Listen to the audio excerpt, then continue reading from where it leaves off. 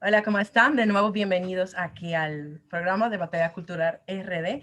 El día de hoy tenemos a Mamela Fiallo Fior, que es una maestra de letras y de historia, columnista en el Pan Am Post, reconocida figura en el combate por la vida y defensora de la feminidad. Es un placer tenerte aquí, Mamela. Gracias, es un gusto para mí estar y gracias por su generosa descripción.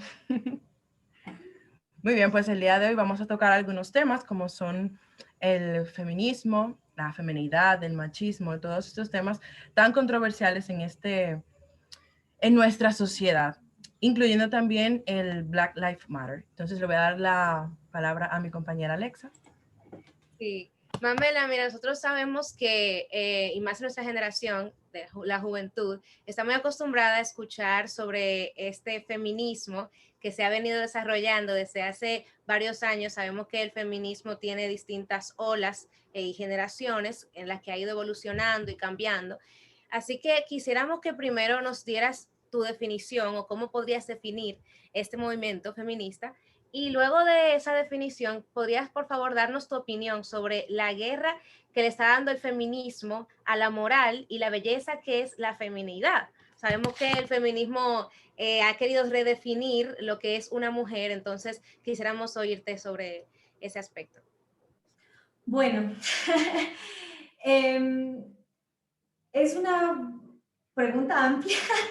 Efectivamente, el feminismo se divide normalmente en 4 olas y yo en ese sentido soy muy rupturista, yo sé, y supongo me habrán invitado teniéndolo presente, espero, precisamente porque hay quienes tienden a enaltecer la primera ola, incluso la segunda. En cambio yo ataco desde la raíz este fenómeno, precisamente porque planteo que el feminismo parte de falsas premisas, pero sobre todo porque menosprecia a la mujer.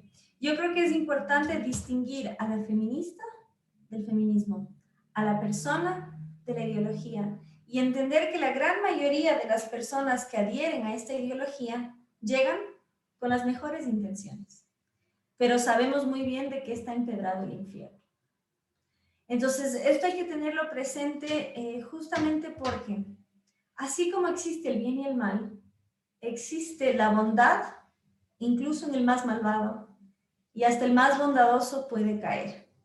Entonces, en ese sentido, hay que ver al otro no como el enemigo, sino como un hermano a ser rescatado. Entonces, eso no significa que el bien y el mal no existen, no, al contrario, cuando uno tiene noción de verdad, tiene noción de bien y mal, y eso hay que dejarlo muy presente. Y el feminismo, tristemente, es una ideología que parte de la falsa premisa que Dios es injusto al haber hecho segundo a la mujer, cuando en realidad fue la concreción de su obra. Esto no significa que fue más que el hombre, no.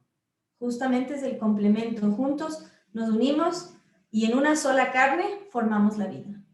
Entonces, hay que entender que hay una herida grande. Hay una herida que viene desde la creación misma. Y cuando nos hablan del patriarcado, ¿de qué nos están hablando? Dios Padre Celestial, el Padre terrenal y la patria.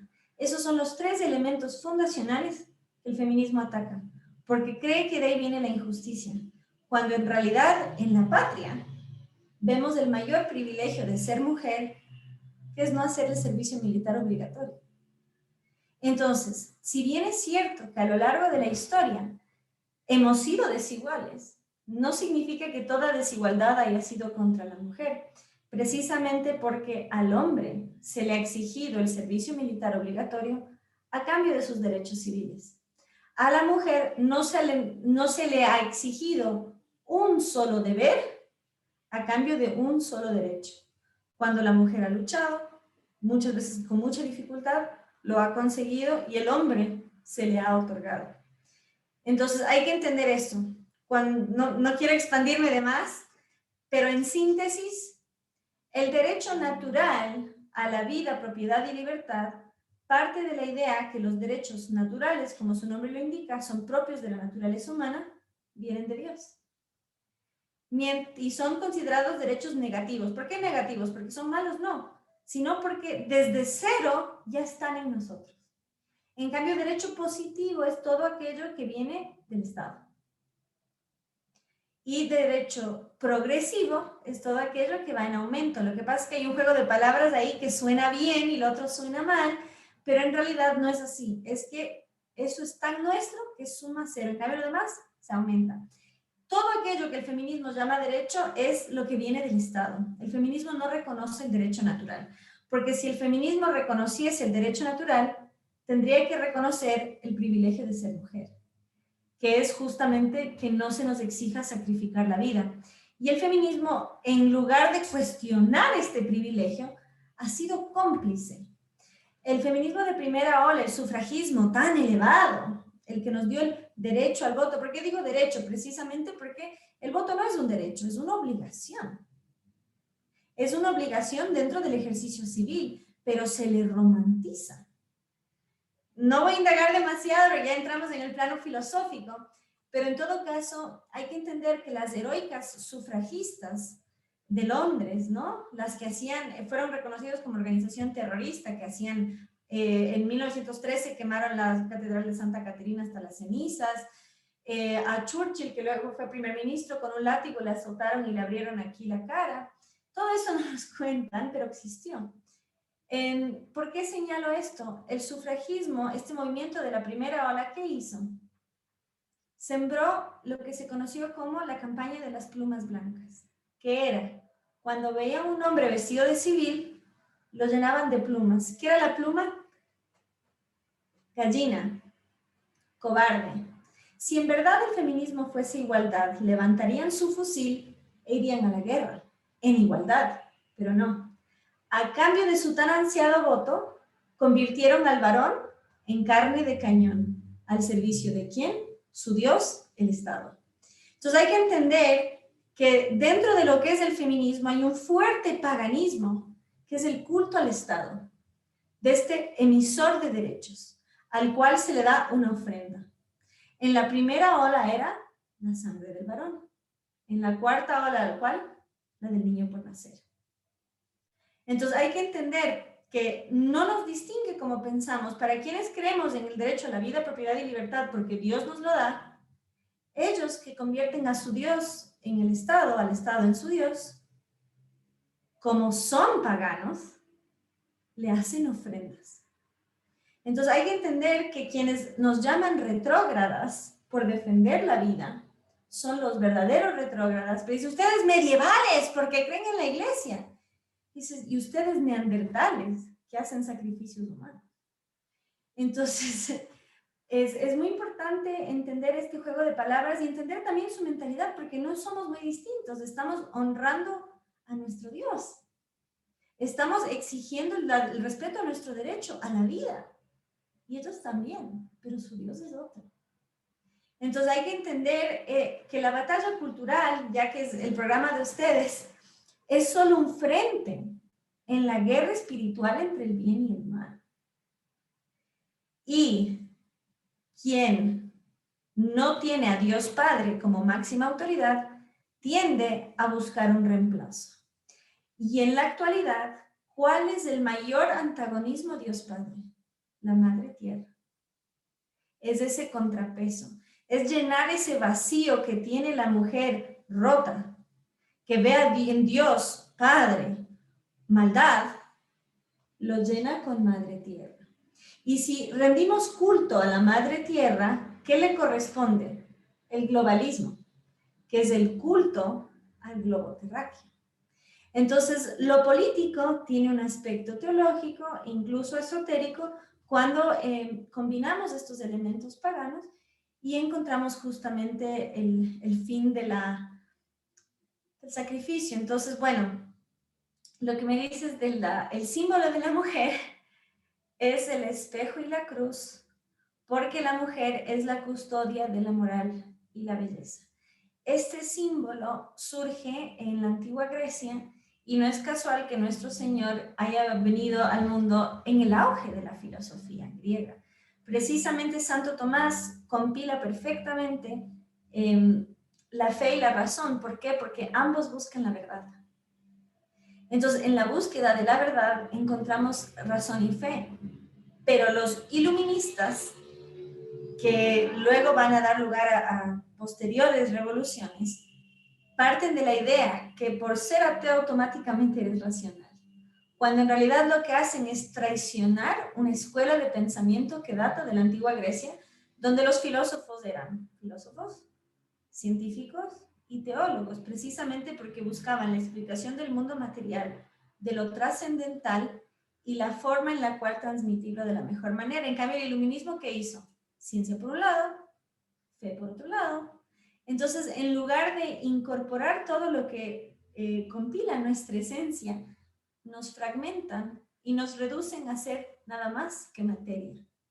Entonces, hay que entender que el materialismo no es solo una cuestión de recursos, sino justamente desvincular al ser del espíritu. Entonces, para darles ánimo en su batalla cultural, entender que tiene un trasfondo muy importante, y al ser la lengua materna, significa que la mujer justamente es la custodia de la tradición oral, porque es quien lo transmite. Y nosotros, al ser hispanos, aquí están ustedes a un océano de distancia, y nos entendemos perfectamente. Creo que hasta ahora no hay nada que haya dicho que no entendieron.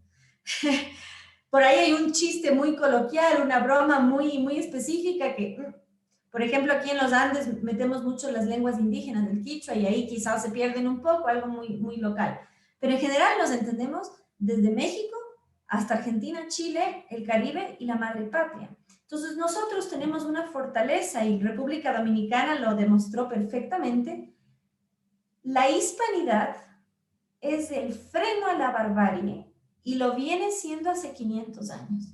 Precisamente porque nosotros somos el fruto de las alianzas que pusieron fin al sacrificio humano, de dioses que exigían que padres maten a sus hijos por un Dios que sacrificó a su único hijo por nosotros.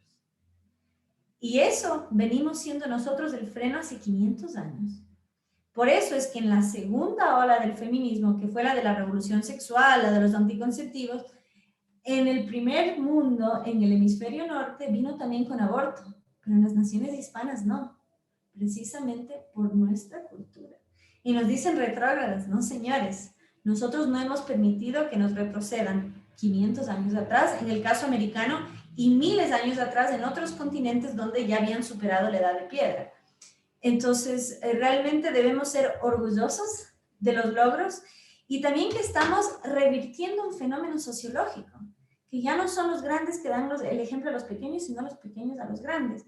Y lamento informar que mi nación de origen, el Ecuador, acaba de perder una breve batalla en ese sentido, y hay que entender que es justamente gracias al globalismo, porque nos están exigiendo esas pequeñas concesiones a cambio de colaboraciones.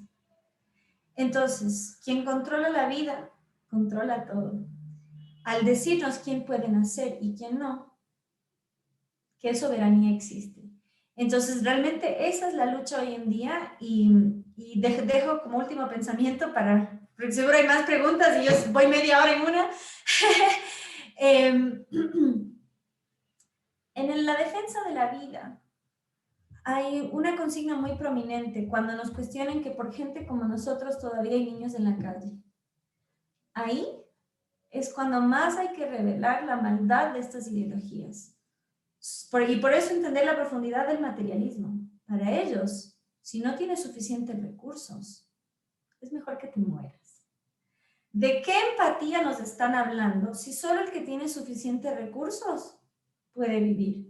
Y en eso tú ansías desde tus privilegios, ¿sí? El privilegio de estar vivo. Y en ese sentido invito a quienes hayan sufrido carencia, hambre en su vida, y digamos, porque es mi caso también. Tú no tienes derecho a decir y creer que gente como yo no debería estar viva.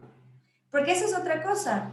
De la mano del materialismo, del desprendimiento de la persona, de su esencia trascendental, de su vínculo a la creación, está el determinismo. Esta idea, porque el libre albedrío es un concepto cristiano. Entonces, si yo no tengo una ética cristiana, yo no creo en el libre albedrío. Entonces, ¿a qué tiendo? A ser determinista. Tú estás genéticamente modificado, no hay nada que puedas hacer para modificar tu porvenir. Tú eres así. Y eso al socialismo le sirve muchísimo porque alimenta la lucha de clases entre ricos y pobres. El que nace pobre muere pobre, el que nace rico muere rico. no creen en la movilidad social porque no creen en el individuo, solo creen en los colectivos. Entonces, cuando uno desafía esa retórica, se le desmorona el sistema. Y no quieren que el pobre deje de ser pobre, porque sería un traidor de clase. Solo quieren que el rico deje de ser rico. Entonces, en ese sentido, hay que realmente, porque yo les puedo dar argumentos lógicos y entre los afines sorprende, pero aquí está la forma de llegar al otro. Y la empatía es el gran instrumento de esta ideología. Pero ¿cuán empático es alguien que cree que hay que matar a los pobres? El que aspira a ser presidente de Perú, Pedro Castillo, en su plan de gobierno fomenta el aborto porque estadísticamente los países con menos pobres prosperan. Literalmente el candidato socialista que fomenta la lucha entre ricos y pobres está diciendo hay que evitar que los pobres nazcan. Entonces, en ese sentido, les invito a transmitir de la mejor manera a quienes tengan una historia de superación que la cuenten. Yo les cuento la mía brevemente. Yo, en mi peor momento económico, estudié en Argentina y no conseguía trabajo y empecé a repartir periódicos a las 4 o 5 de la mañana en invierno. Tenía así mi paquetón de periódicos y no me querían dar el trabajo justamente por ser mujer. No porque me subestimen, sino porque era peligroso andar sola y era en un barrio bastante feo. Búsquenlo, el barrio de Constitución, cerca de la estación del tren, es feo. Y yo le dije, señor, no se preocupe que yo me sé defender. Y iba, bueno, no doy más detalles, pero bueno, fui bien. Y ahí con mi rollito de periódico lanzando a los balcones y algunos me daban las llaves y me subí a los edificios. Bueno, y ahora soy columnista internacional en periódicos prestigiosos, en el Paran Post y también en la Gaceta de la Iberosfera. Entonces, historias como la mía incomodan. Mi primer trabajo fue en Cinco Ruedas, que es de la Bolsa de Valores de Argentina. Entonces, realmente hay que salir de esa burbuja, hay que mostrar que se puede. Obviamente no es fácil y mejor si nos ayudamos los unos a los otros justamente para quitar la justificación de un estado de bienestar que nos alimente. Y ahí es donde justamente cumplimos el rol de la caridad, que es dar los unos a los otros. No por menospreciar al otro, sino por amor al otro. Entonces, y digamos, la mejor forma de salir de la pobreza es justamente la creación de la riqueza, que es mediante el trabajo. Entonces, bueno, no me explayo más, pero la idea es justamente esa, es la valoración de la persona, entender que, bueno, en ese caso, ¿ustedes creen que a mí me subestimaron por ser mujer? No, al contrario, es una cultura que protege a la mujer. Y yo tuve que demostrar y decir, no se preocupe, que yo sé pelear y si se le ocurre a alguno venir, y ahí le di una pequeña demostración. Y bueno, eso también hay que dejarlo muy claro. Entonces, siguiente pregunta. No, Momela, excelente, de verdad.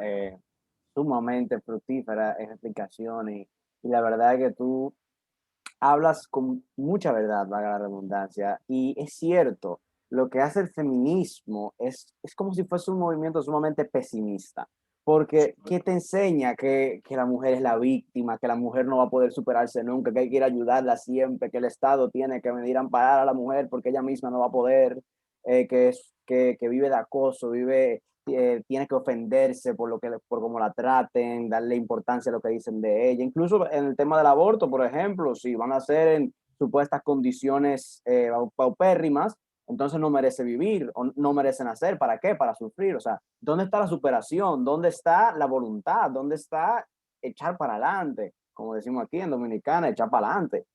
Y nosotros vemos que ahora en esta generación de cristal, en donde un simple piropo o simplemente abrirle la puerta a una mujer o decirle, por ejemplo, a una mujer, mira, cuidado que es de noche, hay que tener cuidado en esta área, por ejemplo, como que esta cultura de caballerosidad o de ayudar a la mujer se ve como machismo, incluso hoy en día lo califican como machismo. Entonces, ¿cómo, cómo tú crees que debería de actuar el hombre en la actualidad? ¿Qué debería de hacer el hombre viendo todo esto? Les debo compartir algo jocoso. Mi mamá cuando salgo me dice, hija, recuerda llevar abrigo. Digo, mami, pero sabes que no soy friolenta. Y me dice, le vas a hacer pasar frío a algún caballero que te va a ofrecer su chaqueta. Yo te conozco. Justamente porque sucede eso, cuando uno vive su feminidad, despierta la caballerosidad, precisamente porque al ser la mujer la custodia de la tradición oral, es la que da el ejemplo y la que le dice al hombre qué debe hacer. Entonces, el feminismo le vende al hombre un discurso donde él es opresor y en lo que conocemos como caballerosidad hay una especie de iceberg, ¿no? Un témpano de hielo, donde los peores casos de violencia están abajo, pero en la superficie, ¿qué está? Los micromachismos. Y esa es la caballerosidad. Porque ese es el tema. Hay que entender que el vínculo entre el feminismo y el socialismo viene desde la raíz. ¿Por qué? Porque parte de la lucha de clases a la guerra entre sexos. ¿Por qué? Porque al ser materialista, cree que para tener valor debes producir. Y como la mujer es la que reproduce, eso le impide producir más. Entonces, si un hombre tiene un gesto con la mujer, parte de la idea que ella es inferior, cuando en realidad lo que fomenta nuestra sociedad es que la mujer merece cuidados, porque justamente la mujer es especial. Yo creo que el mejor ejemplo histórico es el del Titanic, que el índice de supervivencia era de 9-1 de hombres en referencia a mujeres, incluso en la ficción. Todos sabemos que Jack entraba perfectamente en esa tabla y sin embargo, él prefirió dar su vida. Entonces, ¿de qué opresión me están hablando? Y búsquenlo, hay una estatua que irguieron las mujeres de Estados Unidos, no las mujeres del Titanic, las mujeres de la patria, en honor a los varones que sacrificaron su vida. Entonces, ¿de qué opresión están hablando? Ahora, obviamente, hombres violentos hay, hubo y habrá, pero el término machismo es un problema. ¿Por qué? Perdón, Génesis y Alexa. Si yo a ustedes dos les digo PUTA, a mí me van a acusar de machista. El feminismo ha logrado que cuando la mujer es violenta, ella no es la violenta, es la cultura, es el machismo, es el macho, es el patriarcado. El feminismo dice luchar contra los estereotipos de género, pero en realidad, ¿qué hace? Exacerbarlos. Dice que la mujer es igual al varón, pero la mujer no es capaz de obrar mal. Si lo hace a través del varón. Y otra cosa, presume que es el hombre el que juzga la conducta sexual de la mujer, cuando no es así. Sucede todo lo contrario. La competencia intrasexual femenina es durísima. ¿Por qué? En términos económicos, la sobreoferta de sexo baja la demanda de compromiso. Entonces, la mujer que sobreofrece su sexualidad baja la demanda para las otras mujeres. Entonces, si tú sales sexy, ustedes pueden ser testimonio fiel. ¿Quién te mira peor, un hombre o una mujer? Una mujer, ¿sí o no? Dicen, ¿y esta? Justamente porque ¿qué estás haciendo tú? Estás modificando el mercado del sexo. Y perdón que lo diga en términos económicos, pero es importante. Obviamente entran en juego otros factores más profundos, pero es la realidad. Yo que viví un tiempo en el Medio Oriente, fui a una boda islámica, hice labor en Tierra Santa, y fui a un matrimonio islámico donde había solo mujeres. Y estaban, pero súper sexys, porque como eran solo entre mujeres, ¿y quién les estaba observando sus curvas? Otras mujeres. Y en el momento que se incorporan los varones a la fiesta, se cubren con un manto. El esposo le pone como una especie de caperucita roja a la esposa y empiezan ya las danzas tradicionales, todas cubiertitas. Entonces uno ve que incluso dentro de o entre mujeres hay esta competitividad y tiene una razón de ser, justamente porque nosotras regulamos la conducta sexual. Con esto termino, les cuento anecdóticamente. Me contaba una tía que en los 60s era la costumbre pararte de un lado del salón los hombres y del otro lado del salón las mujeres, para que el varón se cruce todo el salón y sacarte a bailar. Ojo, esto es antes de la revolución sexual de la segunda ola del feminismo. Y las chicas, como tienen el poder, porque la mujer tiene la llave de acceso al sexo, la mujer es la que dice sí o no, les decían no por el mero poder de decirle que no. Y el chico volvía humillado. Pero era el poder del no. Y la segunda ola del feminismo, la revolución sexual, le quitó a la mujer el poder del no, porque mediante la igualdad, lo que ha exigido es que la mujer sea sexualmente agresiva y que sea incluso el empoderamiento el que le lleva ese empuje sexual a la par del varón. Entonces, la segunda ola del sexo lo que logra es desvincular el acto sexual del amor, del compromiso y de la reproducción. Y en realidad dicen que nosotros somos los retrógradas, pero son ellos los que pretenden volver el sexo meramente animal. Entonces, nuevamente, las grandes contradicciones. Entonces, yo, muy a título personal, yo desmiento el término machismo. Primero, porque lingüísticamente es un error, conceptualmente también. En el inglés no existe. En inglés se llama sexismo. ¿Por qué? Si yo discrimino a un negro, ¿soy negrista? Si yo pongo en supremacía a un blanco, ¿soy blanquista? Si yo digo que a los pobres hay que abortarlos, ¿soy pobrista? ¿Riquista? ¿Qué soy? No. ¿Clasista? Racista. Por ende, si yo tengo una situación de maltrato respecto al sexo de la persona, ¿qué soy? Sexista. Eso es lo que corresponde. Pero lo que hace el feminismo es que todo se le adjudica al varón. Y ese es un gran error porque justamente no le estamos dando al hombre un lugar claro. Le estamos diciendo que es opresor y que cuando es protector, también. Entonces, ¿qué le corresponde al varón? Quedarse callado, porque este es nuestro momento. Entonces, este es un error y un peligro, y con esto termino, porque justamente la ausencia paterna es la mayor garantía para la criminalidad. Aumenta el embarazo adolescente en un 53%, y de hecho va variando según el país y ciudad, pero hasta entre el 80 y 90% de los presos nunca tuvieron padre. ¿Por qué? Primero porque no tienen ejemplo, pero sobre todo porque no tienen empatía. Porque nuestro padre es nuestro primer vínculo con el mundo externo. Y la empatía es ¿qué? La capacidad de sentir el dolor ajeno. Nosotros al estar dentro de nuestras madres y alimentarnos de ella, tenemos un vínculo diferente, somos así de estrechos. En cambio, el vínculo con el padre es algo que debe ser desarrollado, algo que debe ser forjado, estimulado, etc. Entonces, lo que él nos enseña, lo que él nos refleja, en particular a las mujeres, es cómo amar y cómo ser amadas. Y al varón, cómo amar. Entonces, si nosotros perdemos esa facultad, tenemos un vacío emocional. Eso no significa que los hijos de madres solteras son delincuentes garantizados, no, absolutamente no. Dios mediante tendrán un tío, un abuelo, un referente o una madre impresionante que logra subsanar, porque reemplazar nunca, subsanar ese rol. Entonces, en realidad lo que más necesitamos es fomentar la figura paterna, fomentar la responsabilidad masculina, fomentar la importancia de la estimulación de la empatía, porque ¿cuál es el rasgo común de los criminales violentos, sociópatas, psicópatas? No tienen empatía.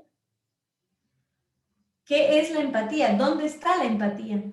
En el neocórtex. En el neocórtex está la razón y la emoción. Lo que nos distingue de los demás animales es nuestro cerebro desarrollado.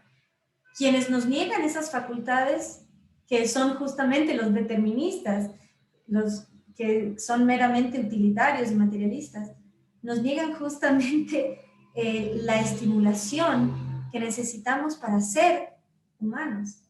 Porque justamente el sociópata, el criminal violento, tiene un cerebro reptil que solo piensa en matar, comer y copular. Un sociópata, ¿qué hace? Te viola y se come un sándwich. Una persona promedio ve una escena violenta y vomita. Porque justamente tenemos esta repulsión, ellos no. Porque justamente son como el cocodrilo come, copula, el reptil es así, tiene sangre fría. Entonces por eso es un asesino de sangre fría. Eso en criminalística es cerebro reptil. Entonces la presencia paterna, la formación del varón es vital para la civilización. Y no solo eso, sino que tener un sentido de propósito es lo que más eleva al varón. El sentido de honor en el hombre es valiosísimo para su desempeño. Históricamente, el hombre, si bien era sacrificado, era honrado. Ahora el hombre no es honrado, no tiene lugar en la sociedad, ya no es cazador, vamos al supermercado, ya no es guerrero, no hay guerra. ¿Qué hace el varón? Si no se le honra como padre, si no se le honra como compañero, si no se le honra como productor, si no se le honra como defensor, ¿cuál es su rol en la sociedad? Solo hablamos del empoderamiento femenino y nuestra contraparte, ¿qué? Completamente. El feminismo es un distorsiona los roles que, como bien tú dices, son complementarios. Son utilizados para proteger tanto a la mujer y como para ayudar al hombre. Es un balance perfecto que viene desde la creación, desde nuestro creador y desde su sabiduría. Y algo que me llamó mucho la atención es como tú recalcas que muchas de las personas, por ejemplo, que ahora están en prisión o la alta tasa de criminalidad se encuentra mucho en familias que no cuentan con una figura paterna, porque vemos la importancia de esto, de ambos roles, tanto padre como madre. Y eso nos recuerda mucho a Black Lives Matter. Black Lives Matter es este movimiento que surge también de lo que es el marxismo cultural y de lo que es el feminismo. Entonces, encontramos que ellos claman de, por ejemplo, defender, proteger la comunidad afroamericana de Estados Unidos y de los países donde han alcanzado también, porque también ya se han convertido en movimiento internacional, pero por ejemplo, no apoyan el modelo familiar tradicional, no apoyan un modelo de padre y madre, y vemos que un gran porcentaje de la población negra en Estados Unidos se cría sin un padre. Y esto es, como tú mencionaste, horrible. Entonces, ahora nuestra compañera Génesis te va a hacer una pregunta acerca de este movimiento Black Lives Matter, que ha causado tanto revuelo en estos últimos años y que ha tenido este boom con todos estos eventos sociales que han ocurrido a lo largo del mundo. Vamos al principio con Génesis. Sí, bueno, sabemos que una de las fundadoras, las tres fundadoras del Black Lives Matter, son lesbianas queer y que defienden que la categoría mujer y hombre son opresoras y que para poder entonces ser libres hay que desaparecer estas categorías. Entonces, el feminismo, la ideología de género, el Black Lives Matter, ¿cómo se relacionan? Y de relacionarse, ¿qué busca exactamente el Black Lives Matter? ¿De verdad busca proteger o qué busca? Gracias. Bueno, si saben inglés, no estoy segura si lo subieron al YouTube, la página Radio Libertaria. Está en mi Instagram. Yo le entrevisté justamente a un amigo negro que se llama Eric July. Es un rapero que mezcla metales, es un personaje y es de Texas, o sea, es un vaquero, es lo máximo. Y le digo, ¿por qué estás en contra de Black Lives Matter? Y dice, porque soy hombre. Y dice, ¿qué? Precisamente porque las tres fundadoras de Black Lives Matter son transfeministas. Una de ellas, Opal Tometi, viajó personalmente a Venezuela al servicio del chavismo y ella le condecoró a Nicolás Maduro como héroe de las minorías en Nueva York, en Harlem. Entonces, hay que entender, esto se llama interseccionalidad.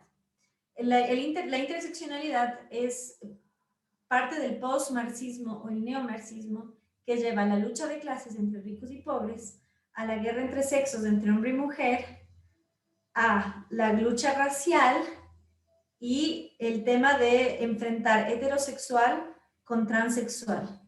Mentira, heterosexual con homosexual y cisgénero con transgénero, es decir, las personas que se sienten conformes con su biología y las personas que no. Entonces, ellos llaman opresión, hay que entender, el término progresismo no tiene nada que ver con el progreso, con el bienestar, con tener más comodidad, menos carencias, sino con los pasos progresivos hacia el totalitarismo. El progresismo plantea que es opresión todo lo previamente establecido. eso incluye la biología. Y eso es lo más llamativo del feminismo a partir de la tercera ola, que reniega la existencia de la mujer, no defiende a la mujer. De hecho, cuestiona que existe, porque lo presume como una imposición social. Y Black Lives Matter en ese sentido confluye todas las ideas y es lo que en términos orwellianos, el autor de la obra 1984, llama la guerra perpetua. No importa contra quién sea la guerra, lo que importa es que no termine. Entonces, de hecho, Black Lives Matter propuso impuestos, es decir, no igualdad, no el sueño de Martin Luther King, que un día seamos juzgados no por nuestro color de piel, sino por nuestro carácter, sino pagar impuestos de acuerdo a tu color de piel y otorgar un sueldo mínimo a todas las personas negras. Entonces, indistinto que si inmigraste de República Dominicana, del África, no, suena tentador, sí, o sea, pero no es justo. Y otra cosa, la genética es tan sorprendente que quizás entre varios hermanos uno sale de un color y otro de otro, pero son hermanos entre sí. Mi papi es el único rubio de ojos celestes de 9 hermanos. Y puede pasar. Entonces es algo tan arbitrario, ¿no? Que por nuestro color de piel se nos prejuzgue y se asuma que tenemos o no tenemos, que podemos o no podemos. Y como bien señaló Samuel, la ausencia paterna en la comunidad negra es un problema grave en Estados Unidos. Desde 1994, 9 de cada 10 niños, mejor dicho, 9 de cada 10 parejas no se casan. 2 de cada 3 niños no tienen un padre. Entonces, padre biológico tenemos todos, pero no está. Entonces, Black Lives Matter busca destruir la familia burguesa y además llama el aborto un derecho. No solo un derecho, sino que cree que se debe enseñar en las escuelas como derecho. Es decir, fomentar incluso entre los adolescentes. ¿Y cuál es la causa número 1 de muerte en la comunidad negra en Estados Unidos? El aborto. En el 2012 hubo más abortos que nacimientos en la ciudad de Nueva York. Nueva York es la cuna de las clínicas de aborto de Margaret Sanger, que fue la fundadora de Planned Parenthood, que justamente buscaba utilizar el aborto como método de perfeccionamiento de la raza, que atentaba contra las minorías étnicas y contra los discapacitados. Entonces, esto va de la mano del determinismo, del darwinismo social, que solo deben sobrevivir los más fuertes, que es totalmente lo antagónico a la caridad cristiana, a la idea que todos tenemos valor, no por lo que producimos, no por cómo lucimos, sino porque somos seres humanos, sino porque somos personas. Entonces es muy importante saber, porque dicen, no sé si a ustedes les ha tocado, a mí me ha tocado, que dicen que gracias al aborto habrá justicia hacia las minorías. Y dices, ¿qué? Sí, en Estados Unidos, por ejemplo, desde la legalización del aborto en 1973, pese a que la población negra es solo perdón que yo no use términos políticamente correctos como afro. De hecho, les presento, búsquenlo, se llama Diógenes Cuero Caicedo, es un poeta ecuatoriano, que él dice, yo soy negro, no me digas afro, yo ni conozco África. Entonces, otra cosa, al llamarle a una persona afro, no le estás integrando como parte de tu sociedad. No es dominicano, no es ecuatoriano, él es afro. Entonces, no le estás así, por eso la importancia de patria, ¿no? Y de destruir la patria, porque no le estás integrando, no estás haciéndolo parte. Si bien sí, y además lo más gracioso es que quienes hablan de eso dicen que todos venimos de África, ¿no? Porque justamente tienen estas teorías genéticas que es una teoría muy interesante, no es verdad revelada, es una teoría, pero dicen todos venimos de África, pero solo es afro el que tiene cierta tonalidad de piel. Entonces, pongámonos de acuerdo. Entonces puede decir, yo también soy afro. Entonces, es muy importante, yo lo digo y lo afirmo, aunque en realidad negro son pocos, por ahí somos distintos colores, canela, caramelo, chocolate 70%, más menos cacao. Entonces, bueno, recomiendo mucho ese poeta, es muy, muy bueno. Y además, bueno, estadísticamente, la población negra en Estados Unidos es solo el 12%. Sin embargo, son 1/3 de los abortos. Ya está más. Desde 1973 se han matado a 20 millones de negros en Estados Unidos. Hay una campaña muy buena de pancartas, de vallas publicitarias, que dicen una verdad muy dolorosa. El lugar más inseguro para un negro en Estados Unidos es el vientre de su madre. Y eso es estadísticamente demostrado. Hay un informe del Senado, del Congreso de la Nación, impreso en el 2017. Hasta entonces eran 19 millones. Esto no es un cartel pro vida, esto no es una campaña cristiana, es el Congreso de la Nación de los Estados Unidos alertando el daño que está causando esta práctica. Y en países como España, por ejemplo, desde la legalización del aborto en 1985, en nuestra querida madre patria, han muerto 2,5 millones de criaturas en 35, casi 36 años. Y adivinen qué, en el último debate presidencial en España, perdón que me salga del tema Black Lives Matter, con esto sintetizo, ya son varios años consecutivos que en España muere más gente que la que nace. No hay niños en España, pero han matado 2,5 millones. En 35, 36 años, cada uno de esos niños pudo haber tenido un hijo. Esos son 5 millones. 2, 7,5. Es una nación centroamericana. Entonces, dense cuenta que el aborto no solo daña a la mujer, a la criatura que mata, daña a la nación. Y en el caso de Estados Unidos, no quiero mentir, pero son más del 70% de las clínicas de aborto están en barrios de minorías étnicas. Es decir, abiertamente es una campaña de control de población contra las minorías y fue fundada con este sentimiento. Y Black Lives Matter, lejos de cuestionar estas campañas, lo fomenta. Llama derecho a matar. Entonces, Black Lives Matter, lejos de traer justicia, y perdón que lo diga, ¿no? El caso de George Floyd, podemos disputar si fue justo o injusto. No hay ninguna evidencia que fue con fines raciales. De hecho, está demostrada que George Floyd y Derek Chauvin, el policía, se conocían, trabajaban juntos. No se llevaban bien. Entonces, de eso hay testimonios que no se llevaban bien. Pero de hecho, de los 4 policías, 2 de ellos eran minorías étnicas también. Entonces, recomiendo mucho el trabajo del oficial Tatum, se escribe en español T-A-T-U-M, es un ex policía negro, y él justamente dice, o sea, los policías que trabajan en las comunidades negras arriesgan su vida por ellos.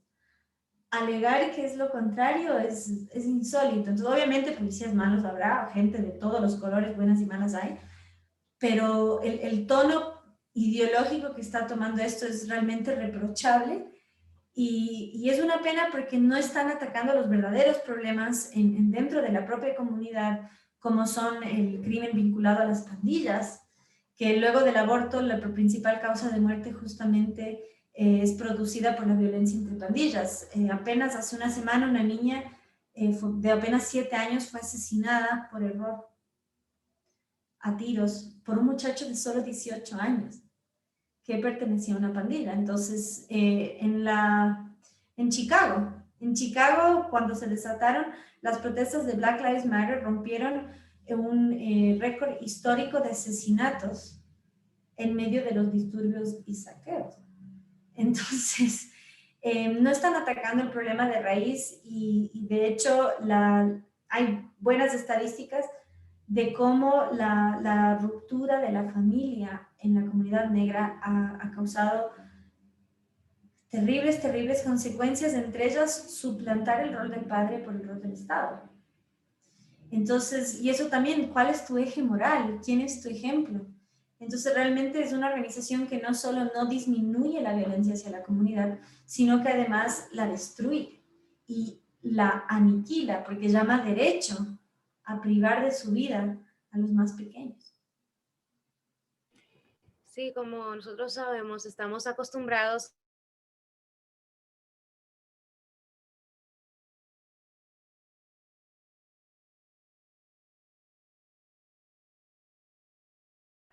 argumentos, informaciones, ideas que no están fundamentadas en su gran mayoría bueno, todas, no están fundamentadas en lo que es la ciencia, los datos fácticos, la verdad, porque hay que admitirlo. El que no tiene la verdad, bueno, pues no es cierto que la verdad, como nos quieren vender a la juventud, está relativizada. La verdad no es subjetiva, hay una verdad.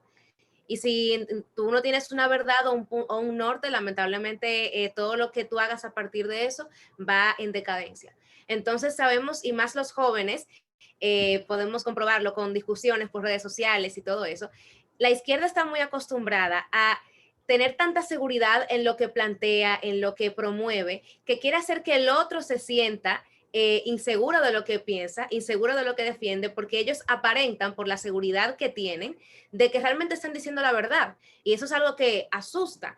Y de hecho es esa autoridad que ellos mismos se han dado de promulgar ideas, de querer presentar a la palestra pública ideas. Realmente es raro ver en ellos ese sentido de querer ocultar sus intenciones, porque normalmente son muy abiertos sobre sus intenciones. Entonces, Black Lives Matter, como tú misma dijiste anteriormente, y también lo mencionó mi compañero Samuel, tiene uno de sus objetivos con su agenda es precisamente eliminar el modelo de la familia de Occidente. Y claro que como ese es uno de sus objetivos, uno esperaría que sean no tal vez tan directos, pero sí un poquito más abiertos sobre esos planteamientos y esas ideas. Pero si uno se pone a investigar estas ideas que ellos tienen, no las encuentra por ninguna parte. Antes sí se podía decir que, claro, era público esa intención, pero ya no. Entonces, a qué tú crees que se debe este ocultamiento repentino de esta intención evidente que tienen de destruir el modelo familiar en Occidente? Bueno, como destacó Génesis, el hecho que haya trans feministas liderando el movimiento Black Lives Matter, también dos de ellas, yo mencioné a Opal Tometi, dos de ellas, Patrice Cullors y la otra chica que tiene un apellido como hispano o portugués, Garza con Z, ellas han declarado públicamente ser marxistas entrenadas. Y dato curioso, les invito a investigarlo. El manifiesto comunista, entre signos de exclamación, llama a la abolición de la familia. Y el siguiente, o mejor dicho, la siguiente oración no aparece en las ediciones posteriores, pero al lado de abolición de la familia dice: estas intenciones satánicas escandalizan hasta los comunistas más radicales. Esa oración aparece entre corchetes y signos de exclamación. No aparece, de hecho, es en una edición de 1851 donde aparece completo. El manifiesto se publica originalmente en 1848. ¿Por qué intenciones satánicas? Si la familia es sagrada, entonces, ¿qué va a ser su destrucción? Y para quienes nos escuchan que no vivan en la fe y les resulte bien incómodo todos estos términos, lo dicen ellos, no nosotros. Entonces, el llamado a destruir la familia está justamente en la literatura de Marx, incluso antes del Manifiesto Comunista, está en su libro La ideología alemana y manuscritos de economía y filosofía, donde en la ideología alemana llama germen. Dice que el germen de la distribución del trabajo que encontramos en la estructura del libre mercado empieza en la familia. ¿Por qué? La meta de la izquierda es la igualdad. En la familia no hay igualdad. En la familia hay jerarquía. En la familia se aprende a respetar la autoridad. En la familia hay división de trabajo. Uno lava, otro cocina, uno pone la mesa, uno saca la basura, uno arregla el jardín, etcétera, ¿no? En la familia no hay igualdad ni en las tareas, ni en los roles, ni en las responsabilidades. Y otra cosa mucho más profunda. Sobre todo está en el libro El origen del Estado, la familia y la propiedad privada de Federico Engels, que es el coautor del Manifiesto Comunista. Perdón, me están diciendo en el live que estoy resfriada. No estoy resfriada, estoy con la garganta muy adolorida porque fui a gritar a la Corte Constitucional para que no despenalicen el aborto y lastimosamente fue en vano, así que por eso estoy con la voz un poquito afectada. Pero valió la pena.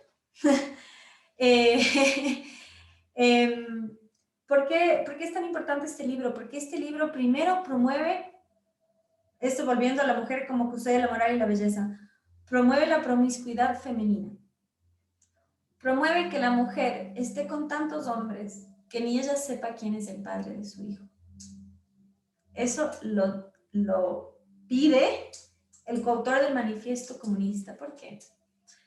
Porque si nuestra meta es la igualdad, todos debemos nacer en igualdad de condiciones, es decir, nadie puede heredar. El patrimonio es lo que heredamos del padre mediante el matrimonio, que es la institución que protege a los hijos que vienen de una madre. Entonces, la protección jurídica viene por la madre, la protección económica viene por el padre. Matrimonio y patrimonio son las instituciones que el marxismo necesita destruir para desaparecer el sistema de propiedad privada. Y la base está en la moralidad femenina, precisamente para destruir la familia. Esto lo llama abiertamente Engels. Él llama a que la familia deje de ser la unidad económica de la sociedad y que la mujer no pueda ser ama de casa. Que la mujer, es muy interesante porque este libro, ya les digo, es 1884 y llama a la reincorporación de la mujer a la industria social. En una palabra, ¿qué nos está reconociendo? La mujer siempre trabajó. Hay una antropóloga muy buena, se llama Helen Fisher. Ella dice, desde las planicies del África, volvemos al África, desde las planicies del África, la mujer trabajó en la agricultura. Y ella dice, la mujer en el trabajo no es un avance, es un retroceso. Y ella no lo dice como algo positivo o negativo, lo dice como algo cronológico. Hubo un momento en la historia donde fue tal la prosperidad que el hombre produjo suficiente para decir, cariño, si te quieres quedar en casa, no hace falta que estés cargando papas con una panza así. Yo me hago responsable de ti y mis hijos. Y el marxismo dice, no, eso es desigualdad. Ambos debemos ser obreros al servicio de la revolución. Entonces llama la reincorporación de la mujer. ¿Y qué nos está diciendo? Este rol era nuevo, este rol surge justamente gracias a la prosperidad que se está creando. Pero ¿qué pasa? Cuando hay prosperidad hay desigualdad y queremos ser iguales. Entonces la mujer, como ama de casa, es algo que debe desaparecer. El feminismo nos vende una realidad donde desde Eva o desde Vilma Picapiedra y Ava de Badú, que la mujer era ama de casa sirviendo costilla de brontosaurio. Y no, el propio coautor del Manifiesto Comunista nos dice que el rol del ama de casa es nuevo, es algo del siglo XIX. Y y aquí el filósofo, les estoy narrando mucho de mis clases, mis alumnos se van a sentir estafados. Estamos nosotros, mira, gozándola, porque esto es excelente, Muy exclusivo. enriquecedor, excelente. El filósofo Chesterton tiene una gran frase que dice, el feminismo convenció a la mujer que es esclava por atender al marido, pero libre por servir a su patrón. Entonces, con esto yo no digo la mujer no debe trabajar, la mujer siempre ha trabajado, es lo más natural, pero no lo ha hecho por un derecho, sino por una necesidad. Y el privilegio de no trabajar es exclusivo de la mujer. Pero como bien dijo Alexa, ¿qué pasa con el lenguaje? ¿Qué pasa que lo dominan?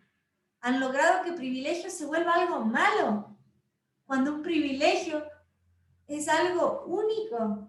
El privilegio de ser mujer y no tener que trabajar es algo que nos correspondía solo a nosotras. ¿Qué clase de hombre no trabaja? Dice, no, a mí me mantiene mi mujer. ¿Qué hombre dice eso orgullosamente? Yo creo que nadie, ¿no? Entonces, bueno, ¿por qué pasa esto? No profundizo demasiado, sino que les dejo una tarea. Busquen en YouTube Yuri con y B larga y Z, Bezmenov. Yuri Bezmenov era parte de la inteligencia soviética de la KGB y él explica cómo la inteligencia soviética comunista invirtió el 80% de su presupuesto en subvertir a las universidades de América. Y él dijo, en 2 generaciones van a ser nuestros. Y lo logró. Entonces, en esta misma obra, el origen del Estado, la familia y la propiedad privada, en signos de exclamación dice, y todo quedará hecho. El socialismo es científico, no porque la evidencia muestra que funciona, sino porque requiere de ingeniería social. Esta ingeniería social requiere que no tengamos noción de propiedad y que no tengamos vínculos de fidelidad, porque equiparan fidelidad con propiedad, la monogamia con esclavitud. Entonces el feminismo nos dice, él no te mata porque es un criminal, sino porque es un hijo sano del patriarcado. Él no te mata porque es un psicópata, él te mata porque él cree que eres su propiedad. El feminismo tiene una lógica del socialismo, donde porque eres mía te puedo matar, cuando la realidad es que porque eres mi pareja, yo no tengo derecho a matarte, yo tengo el deber de protegerte. Entonces, la dialéctica de la contradicción del filósofo alemán Hegel es lo que nos hace entender la lógica de la mente socialista, progresista, feminista. Piensan literalmente al revés que nosotros. Precisamente porque es una ideología que no obedece a la lógica y a la ciencia, a la evidencia, sino solamente a la obediencia. Una ideología que está en constante contradicción nos lo grafica 1984, donde el protagonista todos los días cambia la noticia. ¿Por qué? Como dije anteriormente, no importa contra quién sea la guerra, lo que importa es que no termine. Entonces, si mi movimiento no tiene sentido, no tiene lógica, ¿por qué la sigo? Porque yo no tengo criterio propio. Entonces, hay que entender toda la maquinaria mental detrás de esto y también la enorme inversión que tiene primero en la KGB y ahora mediante la ONU, el globalismo. Nuestros países chantajeados. Aquí en el Ecuador, si no legalizan el aborto, la ONU no les va a dar dinero para paliar la crisis del coronavirus. Tenemos ya en el Ecuador, en Quito en particular, en la capital, no hay camas en cuidados intensivos. No hay, ya no existen por la pandemia. Por eso estamos encerrados. Pero el aborto es urgente. Es decir, los hospitales están colapsados, pero hay que asignar recursos a matar pacientes sanos. Entonces, no hay lógica. No hay lógica. Entonces, justamente porque no debe haberla. La idea es justamente que sea contradicción constante. Porque yo no lo sigo porque tenga sentido, sino porque es visceral. Nos están matando. Entonces, la solución es matar a otros. Entonces, es muy complejo, por eso digo que la solución está aquí, porque al ser una ideología que no llega mediante la lógica, hay que llegar aquí. ¿Dónde está la empatía? En proteger al inocente. ¿Dónde está la empatía? En valorar a la mujer, no hacerle sentir una víctima. ¿Dónde está la empatía? En fortalecer la figura paterna, no en hacerle creer al hombre que él es opresor. Excelente. Y lo que tú mencionas acerca de continuar la guerra, aunque no haya. Lo importante es que continúe, aunque tengamos que abandonar la lógica, aunque tengamos que ignorar la verdad, aunque tengamos que inventarnos la historia, vamos a continuar la guerra. La estrategia de la izquierda y del socialismo en esto es esa. Y por eso venimos con la siguiente pregunta. Black Lives Matter clama que existe un racismo sistemático en Estados Unidos. ¿Hay algún grado de verdad en esa afirmación? ¿Qué nos dice la realidad? ¿Qué nos dicen los datos, las estadísticas, la evidencia sobre esta acusación de Black Lives Matter? Bueno, yo les puedo contar empíricamente, yo hice toda la escuela primaria en Estados Unidos. Yo me crié en una comunidad mayoritariamente negra, en particular de sus vecinos haitianos. Y a Dios gracias ya no existe, pero en mi tiempo había un programa que se llamaba TEAM, T-E-A-M, Teaching Enrichment Activities to Minorities, enseñando actividades enriquecedoras a minorías. Y adivinen qué, un niño blanco anglosajón no podía entrar a esa clase. Yo soy muy blanca, pero soy latina, entonces yo sí podía estar. Entonces esas arbitrariedades, ¿no? Porque ¿qué es blanco, no? O sea, yo tengo los ojos azules y soy pálida como la nieve, pero mi lengua materna es el español, entonces soy hispana y efectivamente soy hispana. De hecho, hispanos somos todos indistintos del color, porque es una cuestión, entonces, bueno, es tan arbitrario, ¿no? Pero si tu nombre era John Smith, tú no podías entrar. Entonces, sí hay un racismo sistémico, pero no necesariamente en contra de los negros. Entonces, como les digo, imagínense ustedes si en mi escuela había un aula en la que no podían entrar los negros. Imagínense ustedes. En cambio, sucedía al contrario. Aquí los blancos no entran. Y otra cosa, ¿qué es lo que la idea de esta clase? Enseñar actividades enriquecedoras. Es decir, vamos a igualarlos, porque pobrecitos, como son de otro color, solitos no pueden. Entonces, ¿de qué igualdad están hablando? Entonces, y aprovecho y comparto algo muy rico. Otra cosa importante es que la gran mayoría de los docentes primarios son mujeres. Si no hay papá en casa, no hay un referente masculino en la escuela, ¿en qué se refleja el varón? ¿Dónde está esa presencia masculina?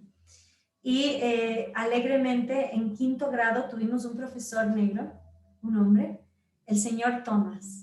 Una elegancia. Pero el señor Thomas, una voz gruesa, su prendedor dorado. No tienen idea. Fue el primer y único año donde los varones tenían las mejores notas. Precisamente porque tenían a quien admirar, quien los encamine, quien los dirija, quien llene el vacío de todos esos hogares donde no había papá. Te voy a rastrear al señor Thomas para darle las gracias algún día, porque realmente un solo hombre, qué enorme cambio hizo para toda una comunidad.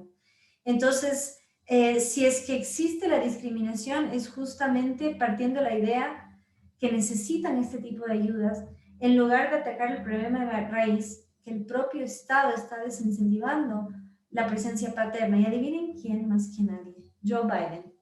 Joe Biden, actual presidente de Estados Unidos, cuando fue senador, en 1994, él crea una ley donde dice, por esta ley irán a la horca, por todo menos por cruzar mal las calles. Y esto afectó estadísticamente más a la comunidad negra, en particular al varón. No es casual que desde 1994 menos del 10% de las parejas negras se casan.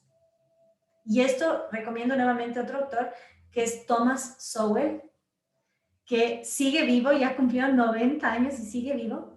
Él tiene muchos libros respecto a cómo el estado de bienestar destruyó la comunidad negra. Y él es libertario políticamente y conservador filosóficamente. Y él es un gran sabio. Otro que falleció recientemente es Walter Williams.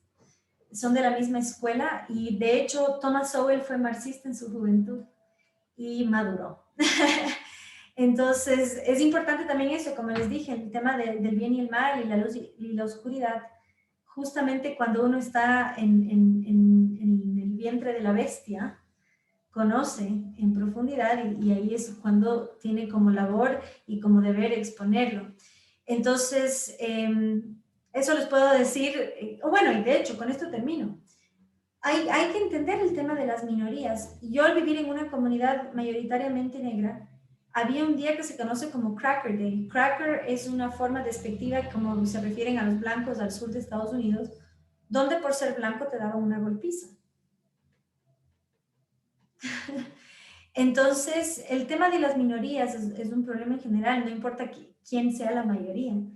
Entonces, con esto no digo, hoy los blancos son victimizados en Estados Unidos. No, pasa en cualquier comunidad con cualquier minoría, siendo el individuo la minoría más pequeña, porque cada uno tiene sus particularidades únicas e irrepetibles. Entonces, no, muy por el contrario, yo tengo un artículo al respecto.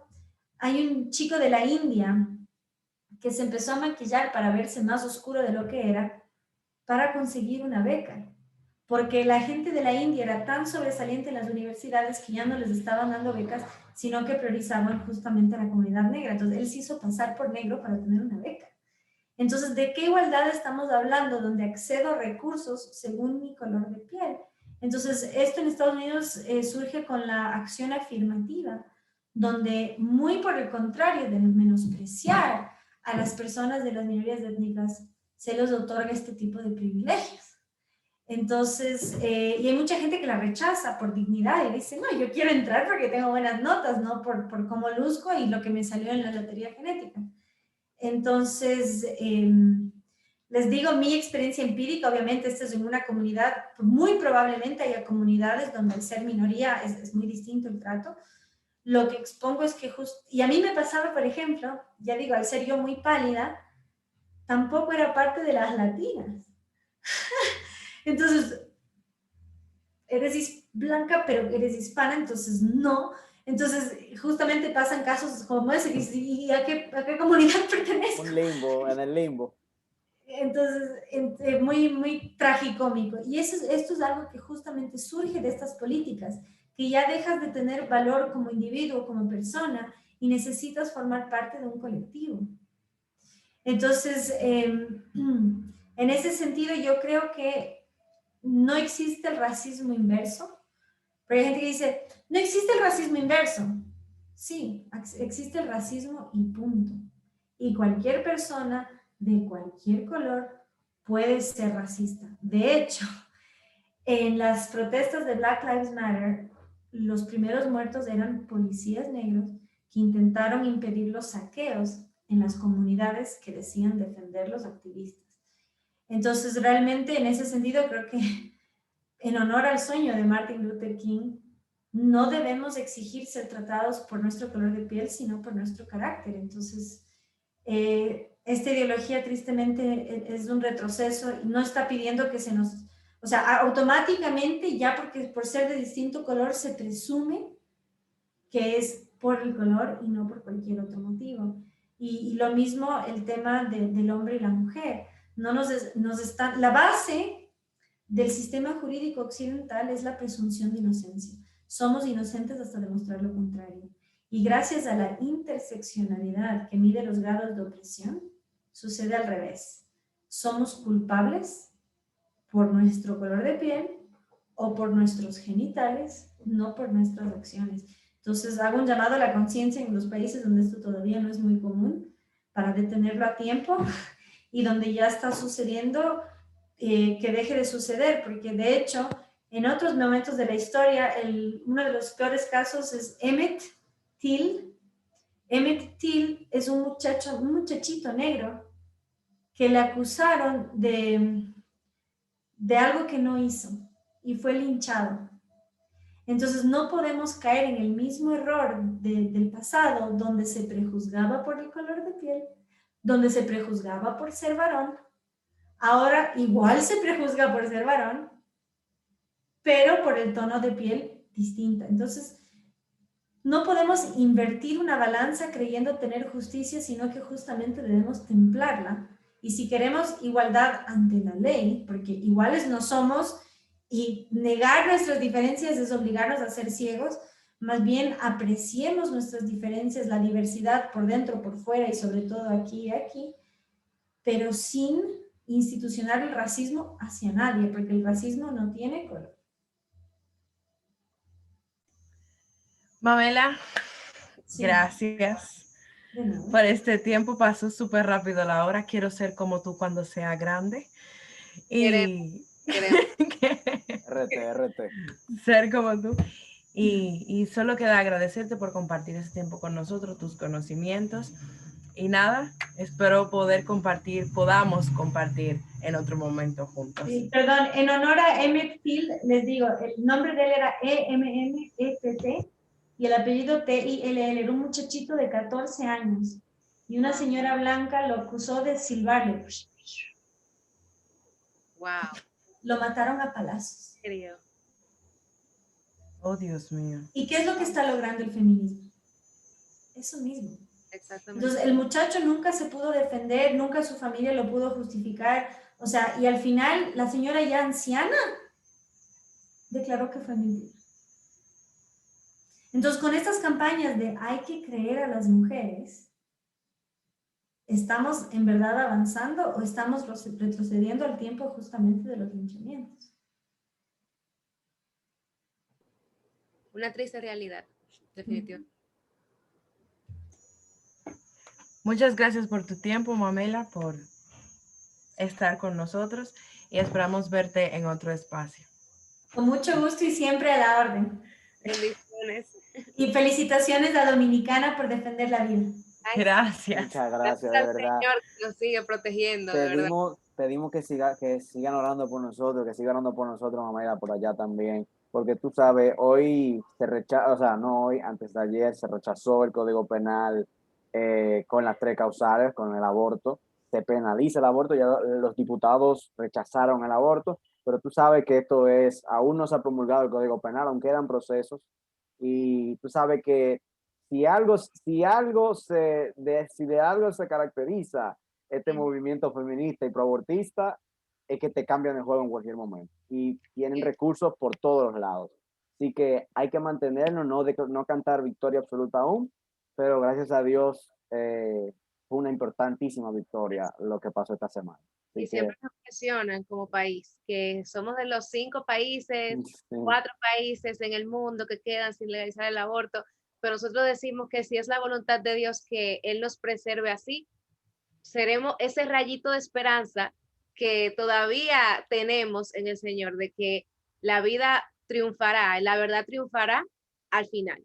Así que estamos confiados que el Señor va a seguir protegiendo a República Dominicana y que también va a poder abrir los ojos en otros países para que, a pesar de que ya han perdido la batalla, no es tarde, nunca es tarde. Que se agreguen más países a esa lista que prohíben el aborto.